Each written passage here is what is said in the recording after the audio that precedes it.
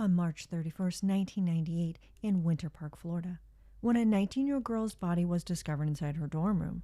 Responders were puzzled at the scene before them. The victim was lying face down on the floor in a strange and unnatural position. This homicide investigation would take many twists and turns that no one could predict.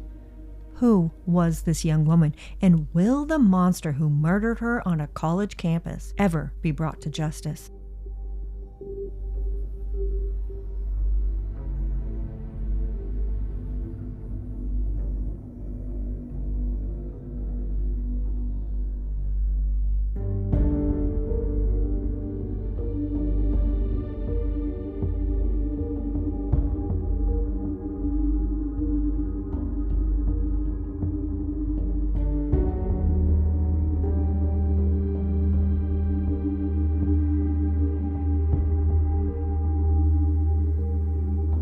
Hello, and welcome to Shades of Murder.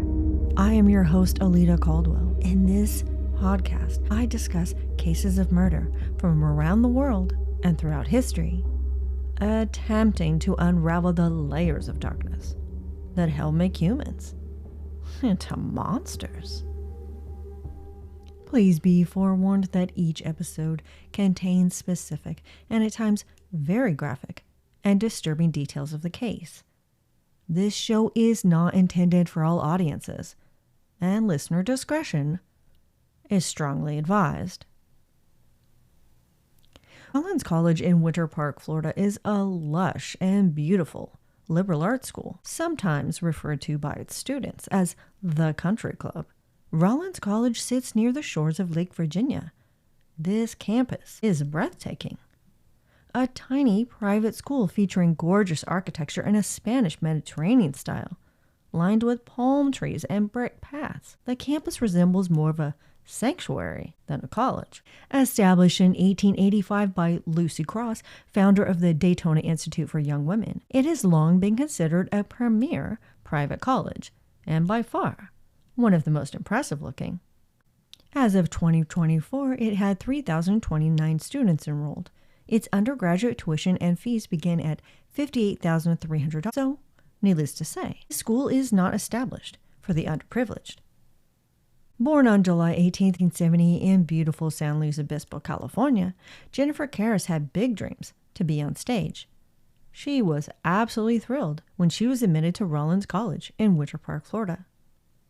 She was excited to be pursuing a major in theater there and had recently been dating a new guy, Paul, a member of the school's Tau Kappa Epsilon fraternity.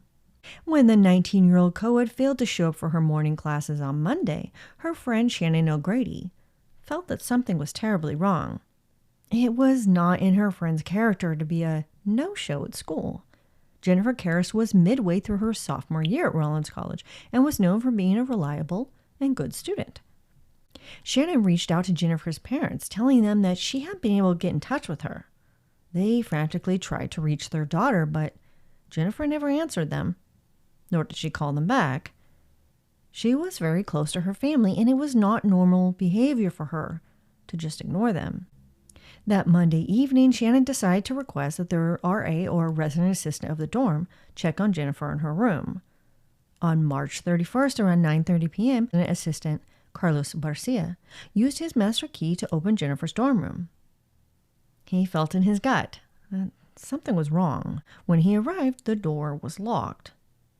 When he opened the dorm room, he was faced with a grisly sight. His mind could barely process what he was seeing, and he felt the room begin to spin. Jennifer Kairis' body was on the floor, already stiffened from rigor mortis. The teenage girl was awkwardly lying between the floor and the bed, with one of her legs propped up in a very unnatural and suspicious position. She was visibly deceased, stiff and blue. The RA Carlos Garcia immediately contacted local police to report the discovery of the young woman's death. When first responder John Flynn arrived at the scene, he observed that the victim was lying face down. Some kind of fluid appeared to be oozing from her mouth, likely blood. Her legs were visibly bruised. The victim was fully clothed, except her skirt had been hiked up from the front. The young woman's underwear had been pulled over to the side. there was strong suspicion of a rape or an attempted assault. It also seemed probable that the victim had been abusing pills. Upon entering the scene, the head detective noticed several things that raised concern. The college student's room was in abnormal disarray. There were piles of clothing stacked in the corners of the room, and several bottles of pills sat on the dresser. This scene was later identified as being particularly odd because Jennifer Kairis was not known for being a messy person. The scene was so bizarre that police officers handled the case as a homicide from the start. At 9:37 p.m., 19-year-old Jennifer Kairis was declared officially dead. Police covered the body with a comforter that had been lying on the girl's bed. Winter Park law enforcement were now investigating a murder. Jennifer Kairis' body was promptly sent to the pathologist for an autopsy to be performed. In the interim of waiting for the report, Detective Finn interviewed Jennifer's fellow students and friends. When he spoke to them, he learned that she had attended a frat gathering with her boyfriend that Sunday night. Before heading to the party, however, according to these witnesses, she had 4 mixed cocktails and a beer at a restaurant. According to witnesses at the frat house Tau Kappa Epsilon, Jennifer Kairis appeared to be highly intoxicated. One key piece of the story stood out to Jennifer's friend Shannon, and it didn't sit right with her. Everyone whom the police interviewed who had been at the frat party Jennifer was at spoke of how she appeared to be more out of it than they had ever seen her before. They described her as being completely wasted. But this was not normal behavior for Jennifer, as she was not particularly known for being a party girl. Several people reported that she and her boyfriend, frat brother Paul, got into a heated argument. Jennifer Kairis was barely able to walk, but instead of walking her safely back to her dorm room at Ward Hall, her boyfriend Paul decided to have one of his pledges take her back. When officers interviewed this pledge, he was simply identified as a student named Tim. He claimed he half carried, half dragged Jennifer back to her dorm, and then he let her inside, and she fell on the bed, barely conscious. He watched as Jennifer began to gurgle. Tim observed some bubbles around her mouth. But instead of making sure the young woman was okay or calling for help, Tim left her alone with the door unlocked. The time had been around 3 a.m. on Sunday. It also made no sense that if the pledge Tim had dropped Jennifer off inside her dorm room at 3 a.m., as he said, how was it possible that her body wasn't discovered until 9:30 p.m. the following night? That left an 18-hour window with her dorm room unlocked, and no one noticed anything strange about that? There was no way to determine what had happened to Jennifer Kairis over those 18 hours in which she lay vulnerable and highly intoxicated alone in her room. Police did their best to be patient and wait for the autopsy results, which surely would clarify the circumstances surrounding this young woman's death and its possible cause, but the report only led to more questions. Jennifer Kairis' autopsy was originally performed by medical examiner Dr. Merle Reyes. She observed how the deceased had multiple contusions on her body. Specifically, there was a large area of hemorrhaging around Jennifer's neck. What was really surprising, though, was when the toxicology results returned. Jennifer Kairis was not that drunk the night she was killed, despite the claims made by multiple witnesses. Autopsy results revealed an abnormally high level of heart medication Jennifer occasionally took for migraines. It was more than twice the amount she would have needed to ingest to be at a toxic level. Jennifer Kairis' blood also showed 2 different kinds of antidepressants, another migraine drug, and over-the-counter cold medicine. 2 additional pathologists, Deputy Chief Medical Examiner Dr. William Anderson and Dr. Sarah Ergang, agreed with Dr. Merle Ray's original findings and signed off on the girl's death being a homicide. According to Dr. Anderson, between the assault and the high level of drugs present in her system, her heart was sensitized by these substances, and her neck being compressed led to a lack of oxygen for a substantial period of time. These 2 factors led to cardiac arrhythmia, causing her death. Initially announced on September 1st to the press as being a homicide, it soon became clear that someone didn't want murder to be the official cause of Jennifer Kairis' death. At the time of the initial autopsy, 3 veteran investigators were all in agreement that Jennifer Kairis had been murdered. The homicide investigator on the case, mind you, was the only investigator on the case, and his very first. At the time, he also believed that the young woman had been killed. However, within just a few days, when Sergeant King was handed over the case, this homicide detective changed his mind.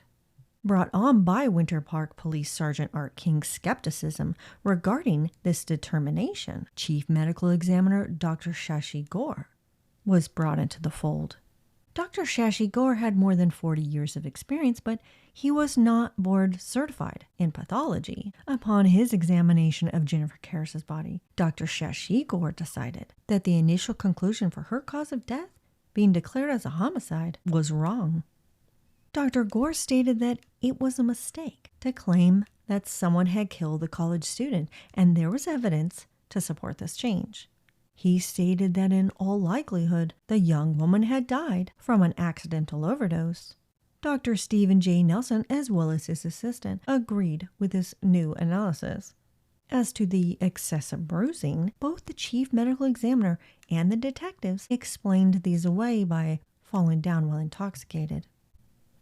However, staff members of Dr. Gore's believed there was strong evidence that Jennifer Kairis' death had resulted from homicide. Without Dr. Gore's knowledge, in the fall of 1998, Dr. Merle Reyes, the original pathologist, took autopsy photos with her to South Florida. There, she secretly met with several investigators and pathologists, presenting her findings. Palm Beach County Medical Examiner Dr. Jacqueline M. Martin agreed, after examining the photos and facts of the crime scene, that Jennifer Kairis' death was highly suspicious. The scene did not appear to be one of an accidental nor intentional overdose. Jennifer's injuries showed evidence of a struggle. They were consistent with the following scenario. As she kicked at her assailant, doing her best to fight him off, he pinned her to the ground face down, attempting to pull her legs apart, trying to rape her. The injuries she sustained, including multiple bruises and scrapes, were a direct result of this attack. Chief Medical Examiner Dr. Gore went so far to write a letter to Jennifer's parents, claiming that Dr. Merle Reyes had agreed with his new determination of her death. Their daughter, who had been senselessly and brutally murdered, would not receive justice. The cause of her death was now being placed solely upon Jennifer. Following the autopsy performed by Dr. Gore, the description of the neck trauma was changed from being substantial to minimal, resulting in Jennifer's death being declared an accidental overdose. However, what was not realized or addressed at the time was how photos that showed serious markings on Jennifer's neck, which had been the primary determining factor in homicide being her cause of death, were not found within the original autopsy file. The only photos that proved this young woman had been brutally murdered had since vanished. Dr. Anderson and Dr. Reyes had taken several photographs of Jennifer's neck area to support their decision of homicide, but now only one of the photos remained in the file when it was passed over to Dr. Shashi Gore to analyze. The rest of them had disappeared. The case closed in 1999, but thanks to an inquisitive reporter from the Orlando Sentinel, interest in Jennifer Kairis' case resurfaced in January 2004. They released a report addressing the gross mishandling of Jennifer Kairis' death and subsequent investigation. This is when the dirty little secrets surrounding the Winter Park Police Department and its medical examiner's office would be exposed. It wouldn't be until 6 years had passed that the original pathologist would speak the truth. Dr. Merle Reyes, who had performed the initial autopsy that led to the conclusion of Jennifer's cause of death being homicide, had been pushed aside by Chief Medical Examiner Dr. Shashi Gore, who then reversed her decision. Dr. Merle Reyes claimed that she was pressured to step away and she feared she would lose her job if she spoke up against the Chief Medical Examiner. Ever Ever since Dr. Reyes was forced to leave her position as a pathologist on Jennifer Kairis' case back in 1998, she had been silent about the reverse decision. But now, she stated that she never swayed away from her initial decision and that she believed Jennifer Kairis had been a victim of foul play. This contradictory statement by the original pathologist led to many questions surrounding the investigation into Jennifer Kairis' death. This new statement by the original pathologist surfaced when the county recently hired a board-certified pathologist to replace Dr. Shashi Gore. What was the purpose of Chief Medical Examiner Dr. Gore suddenly intervening in the case and insisting on performing his own autopsy, unless someone had an invested interest in changing its outcome? Someone or multiple persons did not want this case to be declared a homicide, and they went to extreme but blatantly obvious lengths to change the results. It would be revealed that the Winter Park Police had failed to perform any due diligence on this poor young woman's death. When the rape kit was performed on Jennifer Kairis' body, several perishable swabs were held by its lead investigator.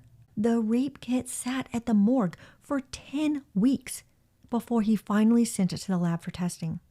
A strand of hair was discovered inside Jennifer's mouth and on her body, neither which were ever tested. The samples were never sent to a lab to determine whether the hair belonged to Jennifer Kairis or someone else. Perhaps even more disturbing is how her murder was the investigator's first homicide case, as aforementioned, who was then later fired from the police force for unknown reasons. The truth was out in the open for everyone to read. Tragically, everything, including all case files and evidence, were destroyed in 2002. Once this report was published, Dr. Shashi Gore soon became the center of high controversy and was severely criticized for errors he made in other unrelated autopsies. He would quickly and quietly disappear into retirement. As a result of this story, which clearly illustrated the gross neglect and lack of due diligence performed by the Winter Park Police Department, the state attorney of Florida reopened Jennifer Kairis' case. Dr. Bruce Goldberger was assigned to review and analyze the neck injury photos. This resulted in, yet again, a change in Jennifer Kairis' official cause of death. Dr. Goldberger now determined that her official cause of death was suicide. He posited, based on the evidence he was provided, that Jennifer Kairis had intentionally taken an overdose of pills and then locked the door behind her. Dr. Goldberger further suggested the excessive bruising on Jennifer's body was caused by seizures. Jennifer's parents and friend Shannon were not buying this new version of events. They were being sold. The family requested then-Governor Jeb Bush to bring in an outside medical examiner so they could look at their daughter's case and her autopsy results. They wanted an independent investigation performed since there was a need for resolution and what they deemed to be the dueling medical examiners. Bruce Haima, a chief medical examiner from Miami-Dade County, who was also an expert toxicologist, was hired by State Attorney Lawson Lama to conduct an extensive review of the results. On March 4, 2004, almost 6 years after her murder, Dr. Haima now declared that their daughter had committed suicide through the use of various prescription drugs. Again, the critical photographs that showed the severe hemorrhaging done to Jennifer Kairis' neck were gone. So it wasn't realistic or practical that the findings would revert back to homicide. Any possibility that they would receive justice for their daughter's murder was destroyed when these pictures were intentionally lost. Jennifer Kairis' case was officially closed on April 13, 2005. There are so many questions regarding Jennifer Kairis' death that remain unanswered. The investigation into this young one's brutal and bizarre murder barely existed, and the little that was done only supports the theory that her homicide was covered up. The most obvious suspects were her boyfriend Paul, whom multiple witnesses saw get into an altercation with the victim at the party, and Tim, his pledge, whom he requested take his girlfriend Jennifer back to her dorm. Without any known details of their interviews with the police, it is difficult to understand why exactly these two young men were ruled out as suspects in her murder. Nevertheless, both of them were soon eliminated as being the potential perpetrator. There didn't appear to be any other leads or possible suspects in the crime. There was always the possibility that Paul ended up going over to Jennifer's dorm room that night, in which things became violent. Except you would think there would have been some sign or sounds made that she was in trouble. The same applies to Tim, although he seems to be the more likely suspect in this crime. He had the means, motive, and opportunity. The crime may have been motivated by rage, jealousy, and/or lust. This is not to blame Tim, as I have no information about this young man to believe that he is a sexual predator who murdered a young woman. But I can say that he lacks integrity and has questionable morals for leaving a young woman alone in her room, who was not only visibly intoxicated from something, but was showing possible signs of an overdose, with the door unlocked. What kind of person does that? I understand that he was a teenager and a very scared one, but there are anonymous ways to let someone know that a person may be in need of medical care. Or even if it hadn't been that serious of a situation, why would you just abandon her and not make sure she locked the door behind her before you left? Or knock on one of the co-ed's doors and ask them to check in on her? There is no information as to what Tim did after leaving her dorm room. For that matter, there is no information as to who Tim was at all, outside of being her boyfriend Paul's frat pledge. There are no last names of these young men, which may be the key as to why this murder was not properly investigated and subsequently covered up. Who were Paul's parents? Who were Tim's parents? Were they connected with law enforcement, or were they major beneficiaries of this elite private school? I am merely speculating on who and why could be behind this obvious conspiracy. There are questions which remain of a practical sense that also don't add up. From what is known between Tim claiming that he left the door unlocked when he left Jennifer barely conscious on the bed that night, and the resident assistant stating that the door was locked, we must presume that someone inside the room locked the door. Hypothetically, could it have been Tim or Paul who then snuck outside the window to leave? I mean, there is no information as to how many floors the dormitory had or what kind of windows and doors it was equipped with. What if the door lock was one that you can lock from inside and then close behind you? To play the devil's advocate, what if Jennifer Kairis had been the one to ultimately lock the door? That sure as hell doesn't explain why her skirt was hiked up, her panties pulled to the side, and her leg unnaturally posed on the bed. Nothing explains the excessive bruising she had around her neck, which indicates asphyxiation. That is not an injury you can inflict yourself while having convulsions. On a personal note, I experienced multiple seizures in college, and not once did I bruise any part of my body. People don't typically stand up while convulsing and bump into walls. There were also multiple bruising along her legs, which was very unlikely to be caused by her falling down drunk. Not unless she fell off a curb or down a stairwell.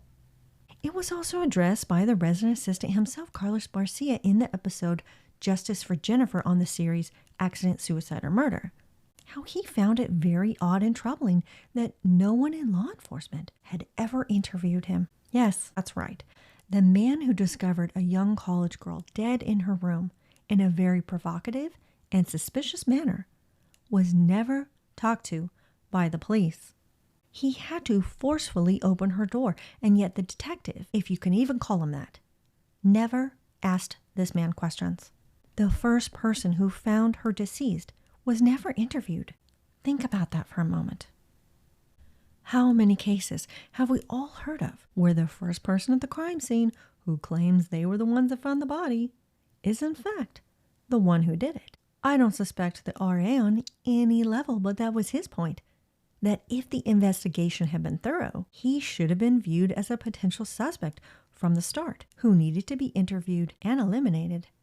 Jennifer Kairis' parents not only refused to believe that her death was accidental, but they were never given any legitimate explanation as to how she had received substantial bruising around her neck and on her legs. Jennifer Kairis' parents firmly believe that their daughter was raped and murdered by her boyfriend Paul.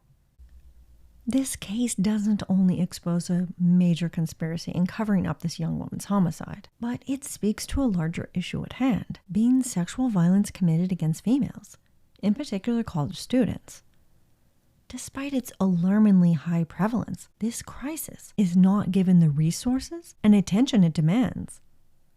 CSA, also known as campus sexual assault, comprises somewhere between 28% and 43% of all on-campus crimes that occur at secondary institutions in the United States. Of the known recorded incidents, the rate is approximately 8 forcible sex offenses per 10,000 students. Females are not the only ones being victims of sexual assault on college campuses. Research shows that 1 in 16 male college students will experience sexual assault, and some studies show as high as 19% of male students experience some kind of unwanted sexual contact. What is deeply concerning is that according to the Bureau of Justice Statistics, those who attend college are 78% more likely to become victims of CSA compared to men of the same age who don't participate in secondary education. As in most incidents of sexual assault, females are overwhelmingly the victims of campus sexual assault. However, interestingly, the risk goes slightly down when a female attends a school of higher education. They are 20% less likely to be victims compared to women who don't attend college. The beginning of a new school year between August and November is referred to as the red zone, and there is a strong correlation between the frequency of social gatherings that take place this time of the year and the rate of sexual assault. Data supported that 50% of campus sexual assaults occur during this part of the school year, and new students are especially vulnerable to becoming victims. Prompted by the 1986 rape and murder of a 19-year-old college student in her dorm room, the Clery Act requires that universities and colleges report crime statistics to the Department of Education. The Clery Act was recently amended in 2000, which increased the repercussions post-secondary institutions will face, including strict financial penalties if it is discovered they have misreported these findings. The penalty is set at $27,500 per incident not reported. However, the Clery Act does not require that these institutions report the data to the Uniform Crime Reporting Program. Every year, when a female co-ed embarks on a journey of higher education, she is faced with a high risk of becoming a victim of sexual violence. The data clearly shows that college students are significantly more likely to be sexually harassed, stalked, and sexually assaulted. What is this a reflection of? Our embedded rape culture, combined with various environmental elements, leads to approximately 1 in 4 undergraduate college females being a victim of rape or attempted rape. It is estimated that of the known assaults, 4 out of 5 are reported. Of those that are, they seldom receive any justice. An investigative story published in 2022 revealed that colleges and universities, on average, suspended 1 out of 12,400 students who were accused of sexual offenses, and only 1 in 22,900 were expelled from the school. The number of reported forcible sexual offenses saw a massive increase between 2009 and 2019, going up 363%. It is estimated that 90% of incidents are never reported. With the many challenges prosecutors face and therefore proving cases of rape, in particular what is referred to as date or acquaintance assault, in addition to the hyperprotective and often defensive behavior exhibited by institutions of higher education, nothing much seems to change. Although there is no exact data on the prevalence of sexual assaults committed by members of the Greek system, multiple studies have shown that members of fraternities are 3 times more likely to commit rape.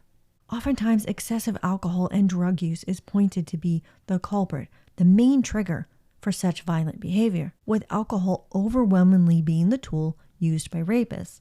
This only serves to provide these young men with an excuse, an explanation for why they thought or didn't care whether or not a girl wanted to or was even capable of saying yes. Sorority houses are not permitted to throw their own parties with alcohol, which means that a great majority of parties on campus and off campus are being held at frat houses, which are male-dominated and completely controlled by them. Female members of sororities are 74% 4% more likely to be raped than other college women. What I find to be the most disturbing about these facts is that individuals attending college are expected to be the brightest and potentially most successful and powerful individuals in our society.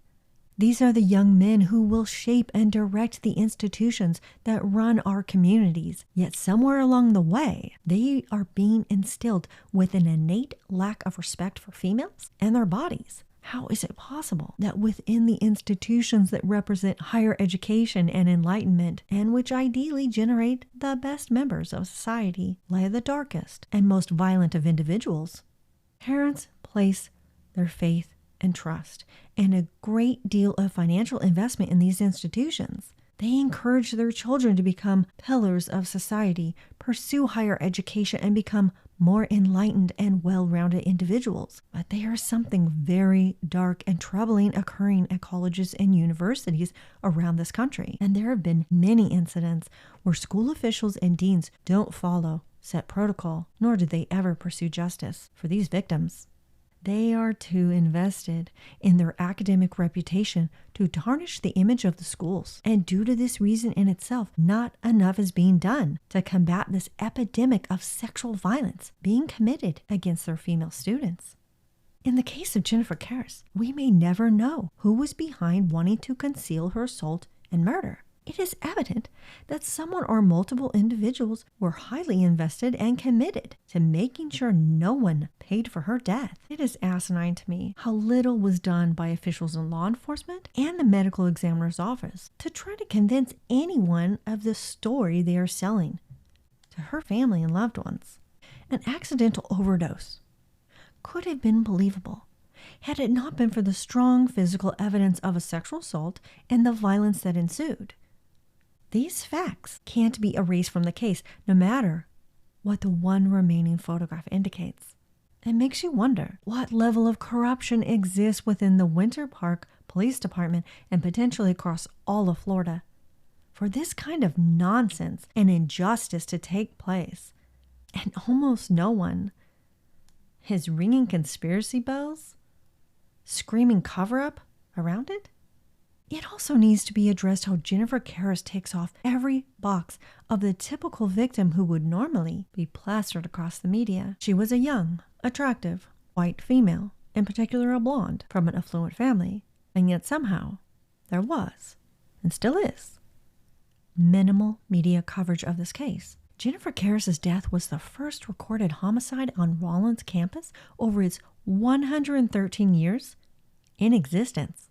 It seems obvious that multiple persons were invested in its prestige and danger-free reputation and had too much at stake to let this change. They had far-reaching power to silence the media and buy off the police and medical examiner. We may never know who assaulted Jennifer Kairis and caused her brutal, senseless death. It is officially a closed case. And the only thing that could hypothetically change this is if someone came forward who knew something about what happened to her that night. But even if someone did, would the truth ever be allowed to come out? My gut tells me that her violent perpetrator was someone whose wealthy and highly influential family would not allow their male heir's future to be tarnished with the label of rapist, much less murderer. Thank you so much for listening to the intriguing and tragic story of Jennifer Kairis. Please let me know your thoughts on this case. If you have any comments, questions, or ideas for future episodes, I would love to hear from you. Please reach out. I wanted to sincerely apologize for the inconsistency of my releasing episodes as of late. Within the last couple months, I upgraded my recording software, but like any software and technology, there's a learning curve and lots of issues have come into play. If you enjoy the show and have not already followed or subscribed, please make sure you are doing so on your platform of choice. And if you would be so kind to please make sure to just take a moment and rate the show. It means a lot to me personally, and it really helps to circulate the show so it can get to other dear listeners. I appreciate it very much. Until next time, stay safe and watch out for shades of murder happening in the streets next door, especially inside your own home. Shades of Murder is created, researched, written, and edited by Alita Caldwell. Original music, Stranger, composed by Stereo Code.